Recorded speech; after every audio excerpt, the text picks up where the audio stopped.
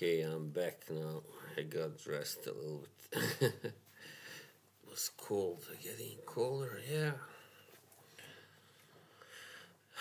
This year, as I promised, I was gonna talk about this year. It's even though it's not the end of the year strictly yet, but who gives a damn?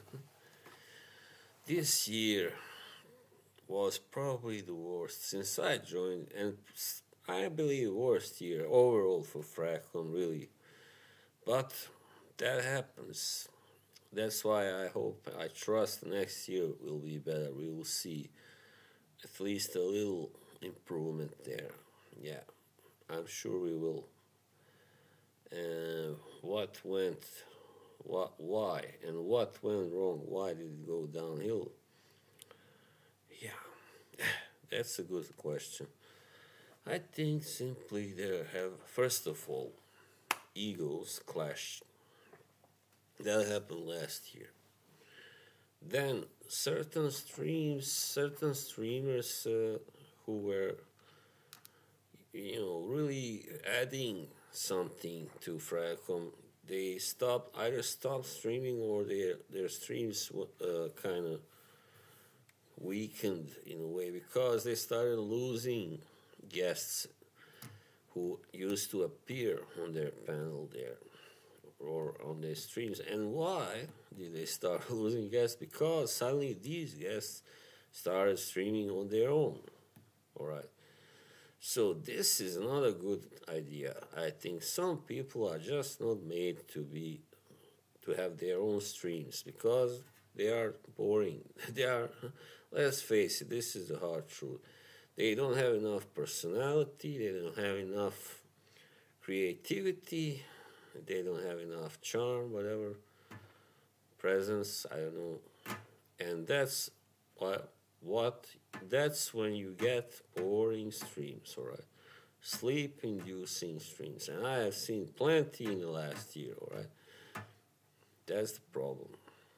I have seen way too many streams done by people that should have just fucking stayed what they were originally, and that was either chatters who occasionally maybe appeared on the stream itself or just chatters or panel members, because some streams, but not all streams have a panel, but some do, like the one which I first started appearing on, the first stream ever on Fragcomm for me, which was Mr. Smelly's.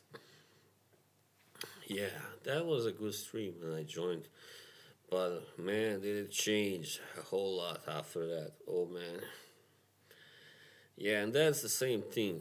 People started leaving, people started doing their own streams. Not gonna say some of them even had pretty good streams, let's be honest. Not all of those that started doing their own are bad.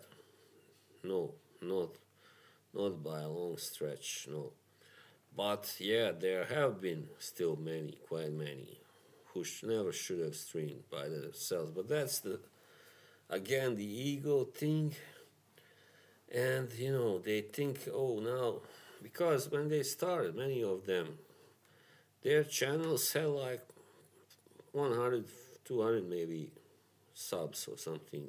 I don't know, a few hundred, let's say.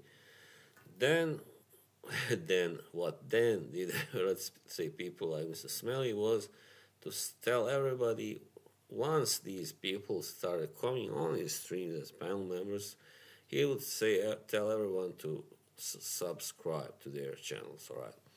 That made their channels and mine also grow considerably. I mean, mine didn't grow that much, but still it grew. It grew, definitely. But some of them started growing their channels, and then they started doing the same thing as the people who have already succeeded in this.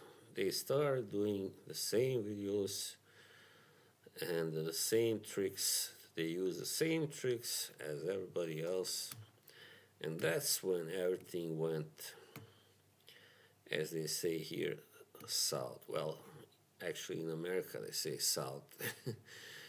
And yeah, everything went straight down the dumpster, let's say. And yeah, so we got even more people who we not only we had shills, we had wannabe shills also, and still do. Because why do I call them wannabe shills? It doesn't mean that they, well, are shilling, but they wanna be like those people who shill, right? People who have channels with 203 and 500k and million even. Uh, but million, I think it's very hard. It's only Jeremy Fragrance that has like 2 million, I believe, of all strictly fragrance influencers, I think. Anyway, so, but still, there are people who have like 400. Anyway, for sure. So those people now want to be like them because now their channel was growing and they wanted to grow even more. That's well, let's see, that's the difference between people like me and people like them. I was satisfied, still am, when I got to 500, I made a video. I was so happy. Others don't do it until they reach at least 1,000. That's when they are happy and satisfied. But I was happy and satisfied with 500 because I didn't want to play the same game, right? To make silly, boring, crappy videos, the same lists all over again. It's so damn sickening. So yeah, that's one part of it. Why Fragcomm went downhill, but that's a very, I think, important reason, an important part. Yeah. Too many people started their own channels, too many people started their own streams, and too many of them were not cut out for that, simple as that. Yeah. And yeah, but that's the difference between me and these people because I had my channel way back, way before I even was interested in fragrances. I was talking about boxing and politics and things like that way before. From 2015 I started doing this, so enough about me anyway. But that was just an example. So, alright. Another reason, let's say another reason for Fragcomm going downhill was because, well, personality, ego clashes, as I said already. They're just too much drama. And when we have also something called all the jerks, and they really are watching closely as hell to everything major Fragcommers do. That doesn't help things, does it? So yeah, a lot of drama, people falling out because of differences of opinion, not being able to, see past that, not being able to say, yeah, let's agree to disagree and everything is fine. But no, you know what happened. I mean, I don't have to name any names. Certain somebody was banned from a channel because the person who owned that channel actually, I believe, just got a little jealous maybe at his knowledge, and they disagreed, and that it got really bad, and bang, the guy was booted off and could never return. Yeah, there were a lot of beefs going on from last year, a lot of drama, and drama is never good, is it, for anything, for anybody? Too much drama, for sure. So yeah, I mean, that's pretty much it. I mean, I can't really see a third reason. It's just like, sometimes also I feel like not many people want to see streams where people talk about fragrances. To quote a guy that I have since fallen out with, he said, Mr. DLD, he said that, and I gotta agree, he probably is right, That's why I also think Mr. Smelly knew that, and he never really talked much about fragrances, at least not the entire stream for sure. But these guys you have now, all they do is talk about this one smells like that, and that one smells like that.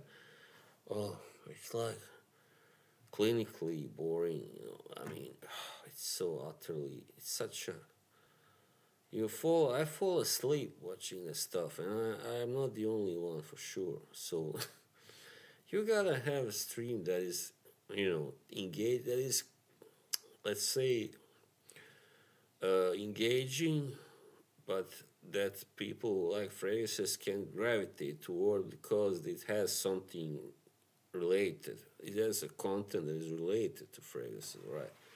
Yeah, definitely. It is kind of for people who like fragrances, but it's not. It's same like as if you, let's say, you come to a friend's house, and what are you going to talk about? You both like cars, let's say, but are you going to talk about cars the entire night? I don't think so. If you do, then you are really a boring person. But you first talk about maybe cars, and then you go over to different subjects, and that's what I thought was really good about Mr. Smelly's streams.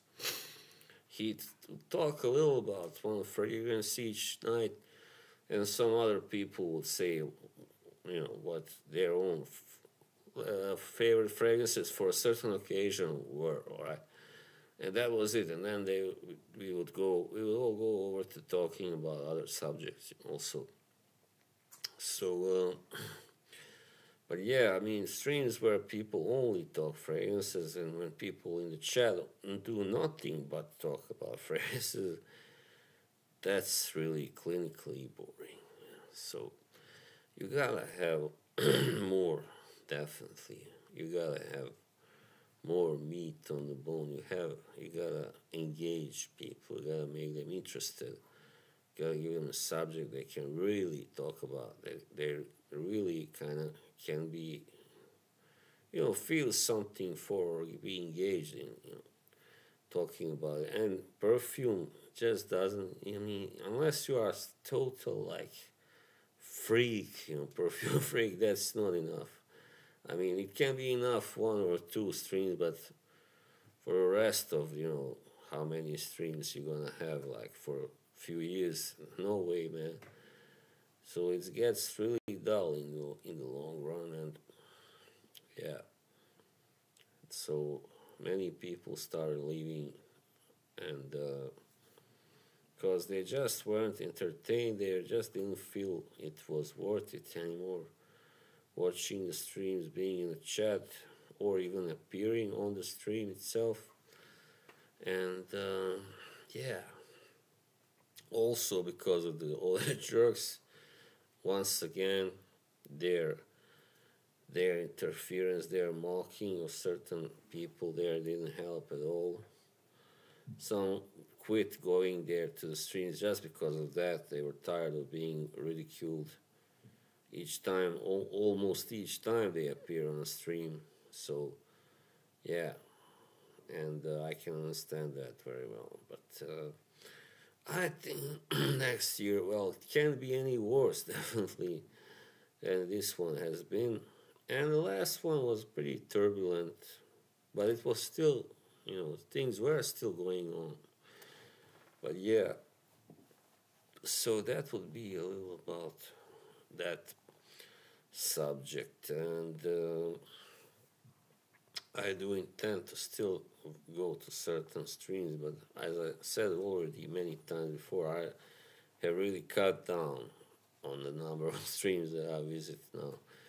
So yeah, because I just cannot be, I don't care, I cannot be engaged, I cannot be interested, right, to go to certain streams anymore.